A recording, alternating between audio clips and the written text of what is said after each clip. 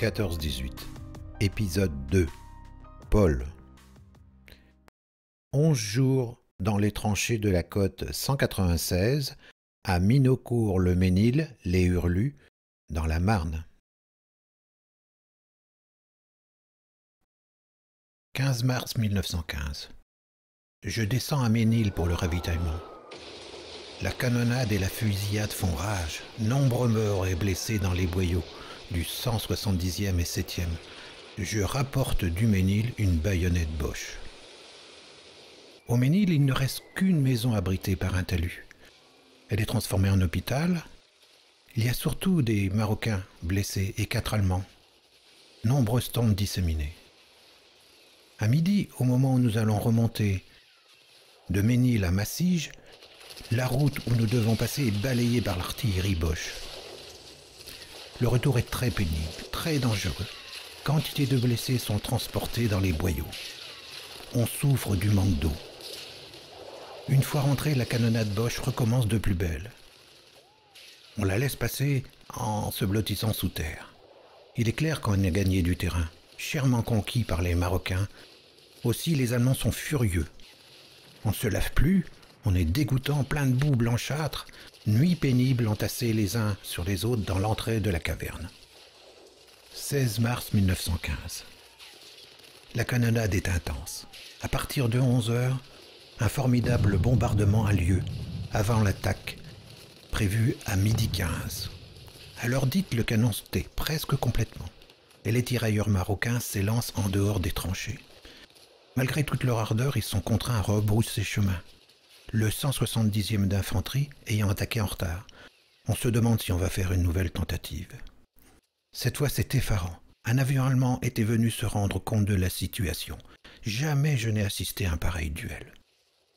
À 4 heures, les tirailleurs marocains, les Zouaves et le 122e appuyé par le 170e donnent la charge. Dans la tranchée, j'assiste à ce spectacle inoubliable. Ces braves marchent en avant, encouragés par le lieutenant Lebris.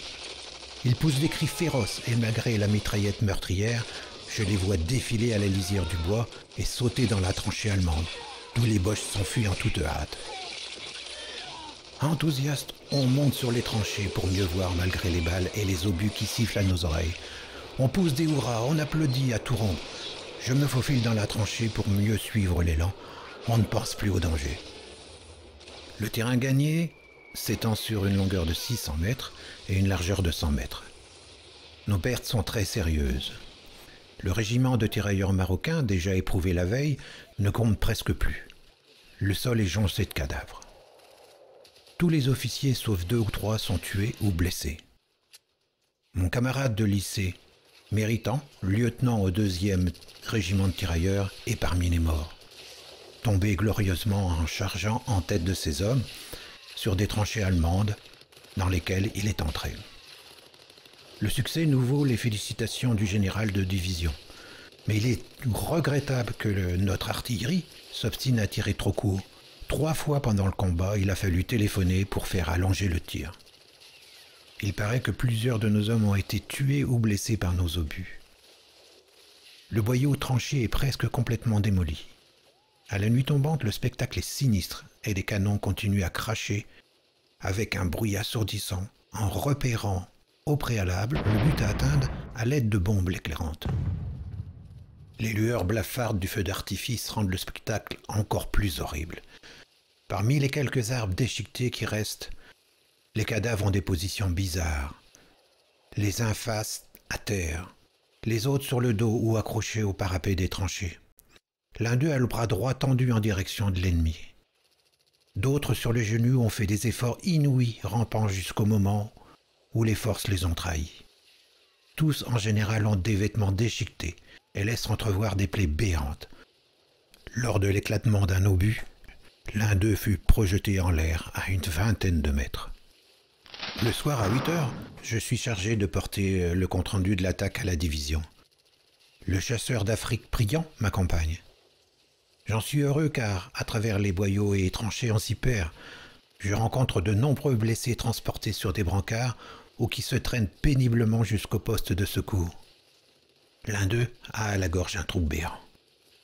On s'enfonce dans les ravins des cuisines pour prendre un peu d'eau pure dont on est tant privé. À 11 heures, après avoir tourné indéfiniment dans les boyaux, on arrive enfin à la division.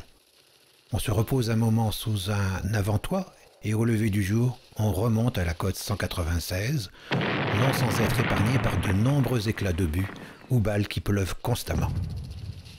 17 mars 1915. Après un duel d'artillerie dans la matinée, je vais dans les terrains conquis. Vision sinistre, tranchées bouleversées, désarroi, d'affreux cadavres mutilés.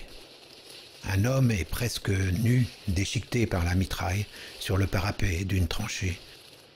Il a la figure à moitié emportée, un pied coupé net, à la cheville et séparé du corps. À 15 heures, une nouvelle canonnade de notre part, et à 4h15, le 122e d'infanterie attaque. Je le vois bien se profiler sur la crête, mais ce n'est pas l'entrain de la veille. Il arrive jusqu'à la première ligne de tranchée, mais est obligé de se replier, le feu étant mis à la tranchée. Dans la nuit, contre-attaque allemande repoussée. Je quitte mon sûr refuge dont l'abri a été démoli. Je vais me loger dans un gourbi de la tranchée. Il y a de l'espace, mais le sol est frais et l'eau filtre par le dessus et me tombe dessus. J'ai mal au rein. Une furieuse canonnade Boche tombe à mes côtés et m'empêche de dormir. 18 mars 1915. À 8 heures, je vais chercher de l'eau potable dans le ravin des cuisines marocaines. Je revois de nombreux cadavres qu'on commence seulement à enterrer. À 4h15, l'attaque recommence sur tout le front.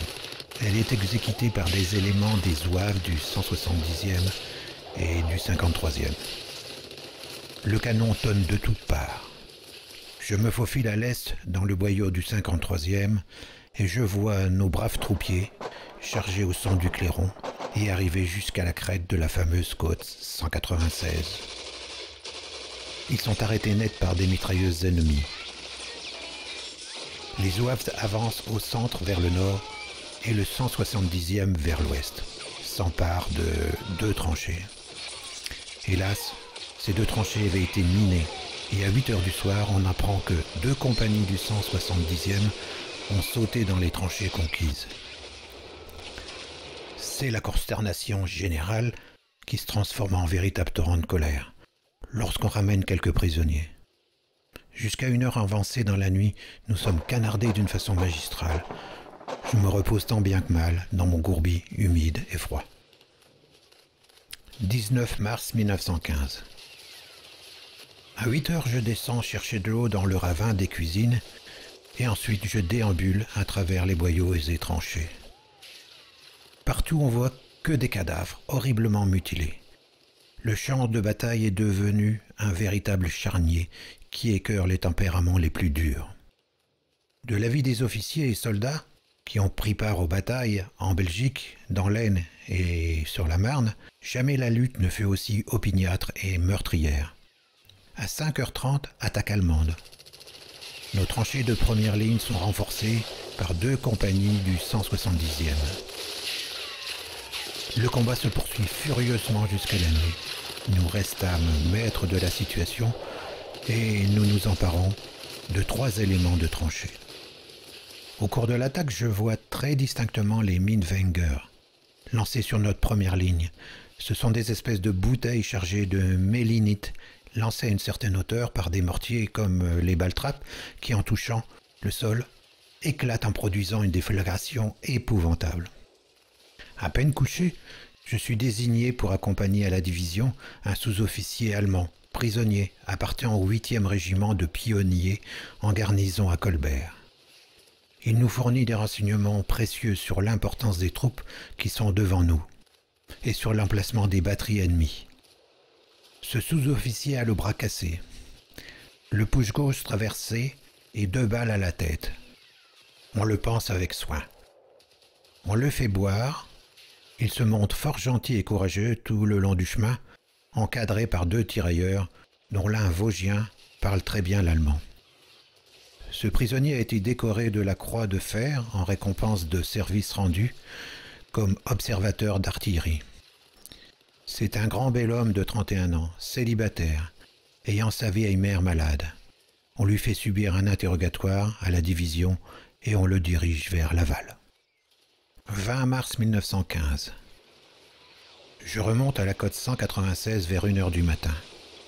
J'essuie les salves d'artillerie sur la route de Ménil. Il y a de nombreuses fusées éclairantes. C'était une contre-attaque allemande qui fut arrêtée. Je me repose quelques heures dans mon froid gourbi qui avait été sérieusement endommagé par un obus. Ensuite, je vais dans le boyau bouleversé par la canonnade de la veille. À 1h, les Allemands bombardent notre position. Nous répondons efficacement. On apprend que notre général de division Delarue a été tué dans la matinée en observant d'une tranchée avancée. 21 mars 1915. Notre capitaine Simonet retourne au régiment.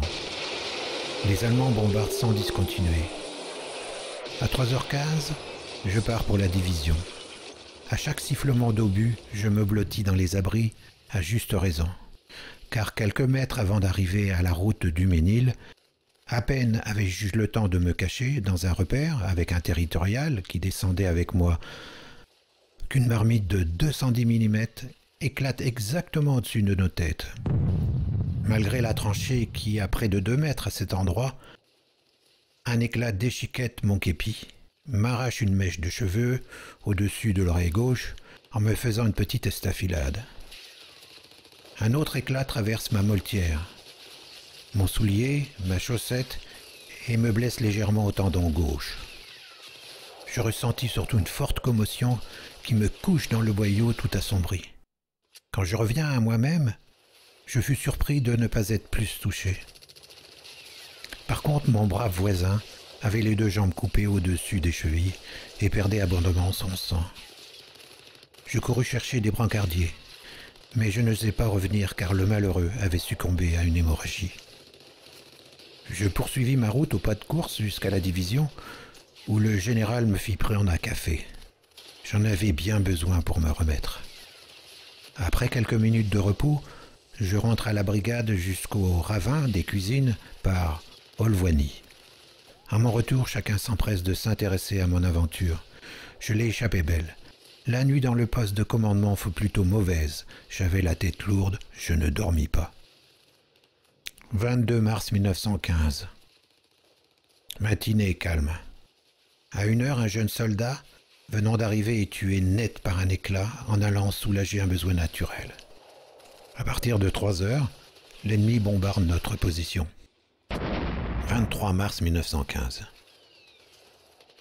À 1h du matin, fusillade et canonnade assez intense. Ce n'est cependant pas une attaque.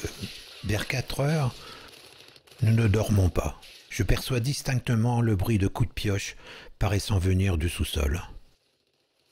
Aurait-il l'intention de faire sauter le poste de commandement? Il est à remarquer que l'artillerie allemande tire sans interruption nuit et jour, alors que la nôtre ne se fait entendre que par intervalles. Où est donc la pénurie de munitions que l'on attribue à l'armée allemande?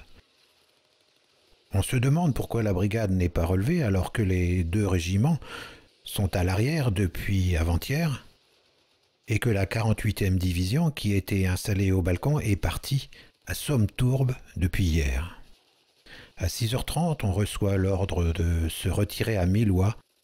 Enfin, on sera un peu en sécurité.